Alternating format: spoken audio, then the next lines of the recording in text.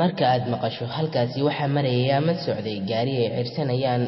booliska isla markaana ay isku dayayeen inuu ka fakado kana baxsado waxa ugu horeeya ee maskaxdaada ku soo dhacaya ayaa ah inaad hesho meel aad si fiican uga daawato qaababka ay booliska u adeegsanayaan si aad ku aragtayba mararka qaar marka aad daawanayso filimada laakiin xaqiiqdii ma ahan shakliga saxda ee adeegsadaan booliska waxa la abuuray dariiqooyin qaar si loo ilaaliyo ammaanka bulshada haddaba daawada waxaan kuu soo gudbin doonaa habab cusub oo ay adeegsadaan booliska si ay u soo qabtaan gawaarida fakaday ama cararay iskuna dayay inay ka baxsadaan booliska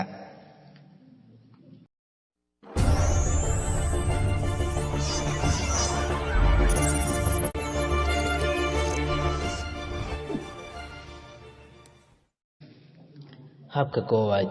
sidaad u jeedo waa xarig yar oo lagu xiray bir yar oo dheer oo la fac 2 mitir oo kale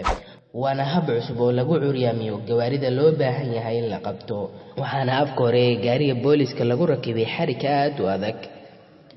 gaariga boolisku waxa uu bilaabayaa furiinka xarigaas isaga oo dhaafaya garaangiraha dambe ama lugaha dambe ee gaariga la eryanayo taasoo ka dhigaysa gaariga la eryanayo mid aan ka baxsan karin booliska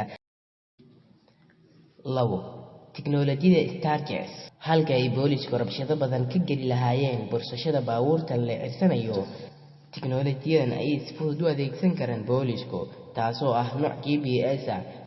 tiknoolajiyadan ayaa mid aad u weyn maxaa yeelay gaariga la cirsanayo ma dareemayo inay weli boolisku ku raad joogaan balse markii uu aamino inuu ka soo baxsaday booliska isla markaana uu joogo meel ammaan ah ayay boolisku si fudud ku soo qabtaan iyagoo aan dhicin wax rabshado ah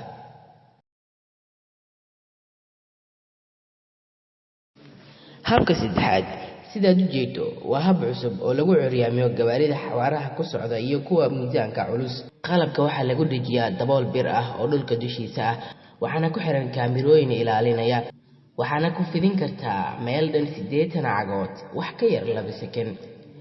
balse midka kale ee shabaqa waxa loo adeegsadaa gacanta waxaana lagu hayaa gacanta 4 daqiiqo oo balaarinta ah waxaana uu awood u leeyahay inuu celiyo gawaarida waaweyn si walba ay noqdaan xajmigooda iyo xawaaraha ay ku socdaanba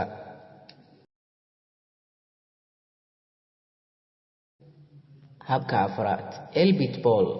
tiknoolajiyadan waxaa soo hindisay shirkadda Pacific oo soo saarta qalabka cilmiga noolaha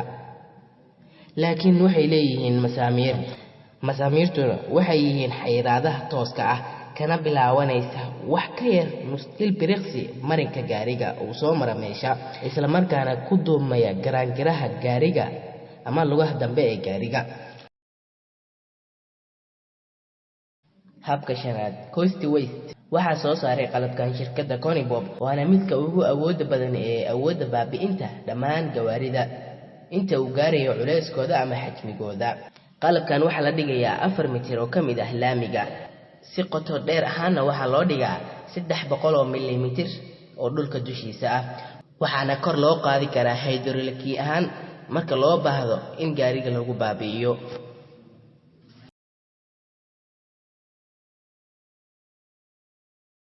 habka lixaad oo ah LHD One Raptor waxaa soo saaray qalabkan soo hindisay shirkadda Huawei waana mid kamid ah waxyaabaha loo adeegsaday in lagu baabi'iyo gawaarida waana mid aad u yar isla markaana ah midka ugu muhiimsan uguna adag ee lagu baabi'in karo gaariga waxa uu leeyahay mufac yar isla markaana waxa loo adeegsadaa si tiknoolajiyad ahaan waxaana la geliyaa dhulka ama laamiga waxaana la soo saaraa marka loo baahdo in gaariga lagu istaajiyo cirif ahaan 3 mitir